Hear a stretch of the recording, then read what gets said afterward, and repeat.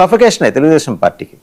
అంటే తెలుగుదేశం పార్టీకి ఒక స్ట్రాటజీ ఉంటుంది. ఎప్పుడేంటంటే ముందర ఒక ఫీలర్ వదిలి ఫీడ్బ్యాక్ తీసుకొని దాని తర్వాత మనం ఎలా ఆలోచించుకోవాలి, అలాంటి ఊహాగానాలు ఏమైనా వస్తున్నాయో మేము చూస్తాం. అయినా కూడా we assess, we educate, we evaluate our strength accordingly then will plan అనే మాట ఇవాళ రేపు వస్తుంది నాకు తెలిసి. అటువంటిది ఎప్పటి నుంచో ఉంది ఆ సంప్రదాయం తెలుగుదేశం పార్టీకి. అది వాస్తవంగా కాంగ్రెస్ పార్టీ సంప్రదాయం. వెనకటి సీనియర్ నాయకులు అహ్మద్ పటేల్ ఎక్కువగా ఉపయోగించిన టెక్నిక్ అది తెలుగుదేశం ఫాలో అవుతుంది. Nothing wrong. అది రాజకీయ పార్టీ, ఏమి చారిటీ కోసం పనిచేయదు కదా, అది ధర్మసత్రం కాదు కదా. సో ఎత్తుగడలు ఇవన్నీ. కానీ ఏంటంటే జనసేనలో నేను చూసారు అప్రోరు ఒక్క పోట్లో ఏ స్థాయిలో వచ్చింది అంటే, ఎప్పటికీ మేము త్యాగరాజు సంతానంగానే మిగిలిపోవాలా, త్యాగాలు చేసుకుంటూనే పోవాలా, 15% కన్ఫైన్ అయిపోవాలా, వచ్చేసారి కూడా మాకు ముఖ్యమంత్రి కాదు ఉప ముఖ్యమంత్రినా, ఎప్పటికీ మేము ఇప్పుడు ఇళ్ళు వాకిళ్ళు వదిలేసి ఆస్తులు వదిలేసుకొని విదేశాల నుంచి కూడా వచ్చి విపరీతంగా కష్టపడ్డారు జనసేన కోసం. ఎక్స్పెక్టేషన్స్ ఉన్నాయి, జనసేన ఒక బ్రహ్మాండమైన ఆల్టర్నేటివ్ తీసుకొస్తుంది రాష్ట్రాన్ని. కానీ ఎక్స్పెక్టేషన్ 15% వరకు ఉందనే ఒక మాట వెళ్ళింది అనుకోండి, కష్టపడిన వాళ్ళ పరిస్థితి ఏంటి సార్?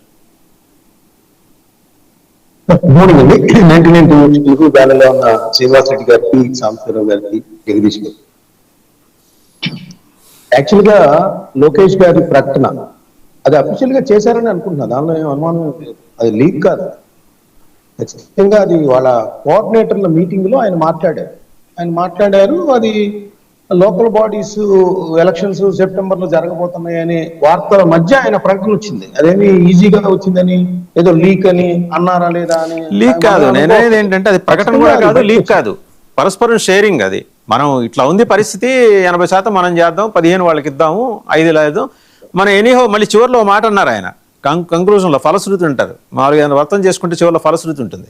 చెప్పారంటే ఎనీహో మేము అందరితో కలిసి కూర్చొని ఒక నిర్ణయం తీసుకుంటాం అనే మాట అన్నారు. అది అంతర్గతంగా జరిగిన సమావేశం, అది లీక్ ఎందుకు అవుతుంది? కానీ ఎవరో ఒకళ్ళు సీనియర్ నాయకులు బయట చెబితే కానీ రాయరు కదా. నేననేది ఏంటంటే అదే వార్త ఇంకొక మీడియాలో వచ్చింది అనుకోండి, ఎలా ఉండేది పరిస్థితి ఒకసారి ఊహించండి. ఖచ్చితంగా అది దాన్ని మామూలుగా ఉండేది కాదు, మీరు అన్నట్టు ఇందాక చెప్పారు. సో నేనేమంటే లోకేష్ గారు ఈ విషయంలో పొత్తు ధర్మాన్ని పాటించలేదంట, ఏకపక్షంగా ఆయన ప్రకటించారు. యాక్చువల్ గా వాసుదేవ్ గారు మొన్న 4 రోజుల క్రితం చంద్రబాబు నాయుడు గారు ప్రకటన చేశారు.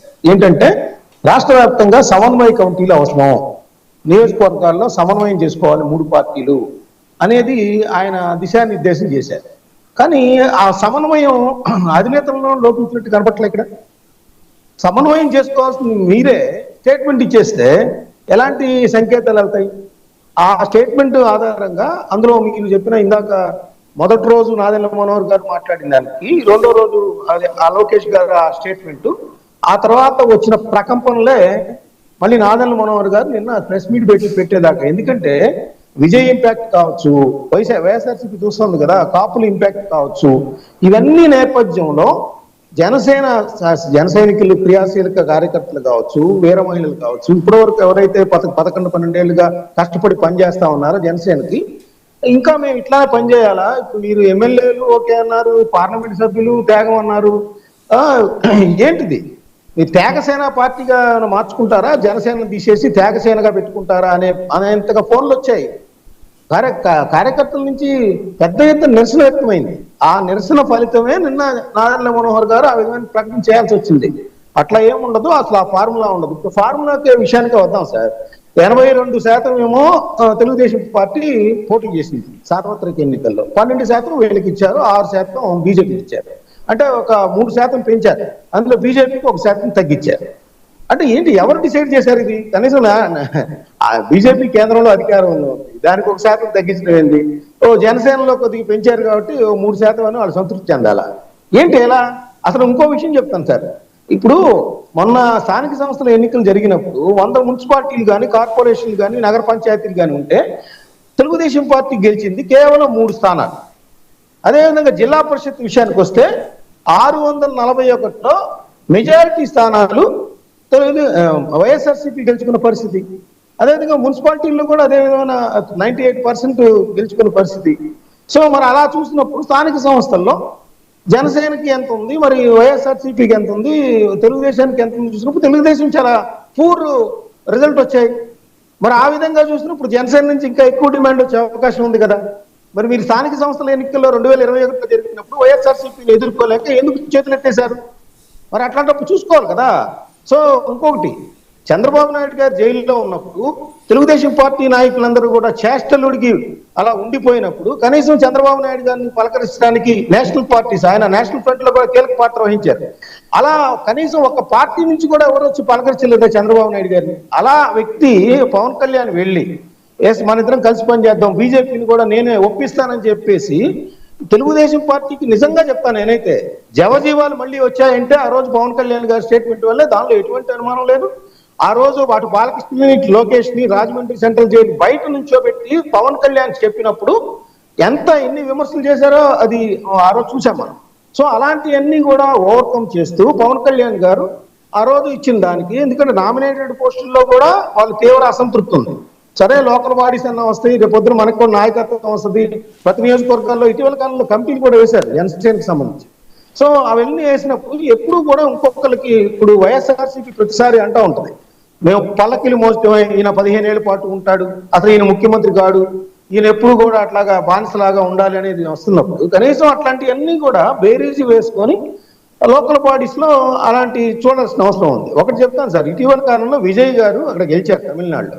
ఏమని వచ్చింది, జనసేన నుంచి పవన్ కళ్యాణ్ గారు స్వయంగా ప్రస్తావించారు, ఏమని, అట్లా విజయ్ గెలవగానే మనందరూ కూడా మనం కూడా విడిగా పోటీ చేస్తుంటే బాగుండేది, మనకే ఎక్కువ బలం వచ్చేది అని చెప్పేసి ఆ రిజల్ట్ చేంజ్ చేసి చెప్పారని అట్లాంటి ఒత్తిడి కూడా ఉంది. సో అలాంటి నేపథ్యం కూడా చూడాలి. ఇవన్నీ చూడకుండా కేవలం లోకేష్ గారు ఏకపక్షంగా ప్రకటించడం ద్వారా ఖచ్చితంగా ఇది పొత్తు ధర్మాన్ని విస్తరించినట్టే. ఏకపక్షంగా ఎట్లా ప్రకటిస్తారు? సమన్వయం కమిటీ అంటే, సమన్వయం చేసుకోవడం అంటే ఖచ్చితంగా పవన్ కళ్యాణ్ గారు, చంద్రబాబు నాయుడు గారు, లేదంటే మాధవ్ గారు కూర్చొని ఒక పొత్తు మీద స్పష్టమైన ప్రకటన చేయాలి. లోకేష్ గారు ఆల్రెడీ ఇచ్చిన తర్వాత, మీరు ఇందాక డిబేట్ లో అన్నట్టు, ఏదైనా ఎత్తుగడ, రాజకీయ ఎత్తుగడలో భాగంగా అంటే ఒక పక్కన వైఎస్ఆర్సీపీ తరఫున పెద్ద ఎత్తున ఆయన తటం చేస్తూ వస్తా ఉన్నారు. వాళ్ళ ఎవరైతే కొత్త ఇన్ఛార్జీలు ఉన్నారో వాళ్ళందరికీ కూడా ఒక వార్నింగ్ ఇచ్చారు జగన్మోహన్ రెడ్డి గారు, మీరు గనక ఎక్కడైనా ఒక స్థానం ఏకగ్రీవంగా అన్నంటే అది మీ మీదే బాధ్యత, అంటే వాళ్ళకి రేపొద్దున అసెంబ్లీ టికెట్ కేటాయించే అవకాశాలు లేదనేది కూడా వార్నింగ్ ఇచ్చారు. సో అది వేరే అంశం. వైఎస్ఆర్సీపీలో అది కూడా పెద్ద ఎత్తున నిరసన వ్యక్తం అవుతుంది. ఏమో ఈ డబ్బులు ఖర్చు పెట్టుకొని రేపొద్దున గెలిపిస్తే, పొరపాటున ఎవడో గెలిస్తే ఇక మనకు టికెట్ రాదా అనేది కూడా చాలా మంది అక్కడ వేరే విధంగా ఆలోచనలో కూడా పడిపోయారు జగన్మోహన్ రెడ్డి గారి స్టేట్మెంట్ మీద. ఎందుకంటే ఆయన గతంలో 80 మందిని మార్చినా కూడా 11 మందికే పరిమితమైన పరిస్థితి జగన్మోహన్ రెడ్డి గారి వ్యూహాలు అలా ఉంటాయి. సో అది వేరే విషయం. ఇక్కడ పొత్తు ధర్మాన్ని గనక విస్మరిస్తే ఖచ్చితంగా రేపొద్దున వైఎస్ఆర్సీపీకి ఎక్కువ స్థానాలు వచ్చే అవకాశాలు లోకల్ బాడీస్ లో ఉంటాయి. ఎందుకంటే ప్రభుత్వం మీద 2 సంవత్సరాల కాలంలో ఎంతో కొంత అసంతృప్తి పెరిగింది. ఆ అసంతృప్తి పెరిగి రేపు లోకల్ బాడీ ఎలక్షన్స్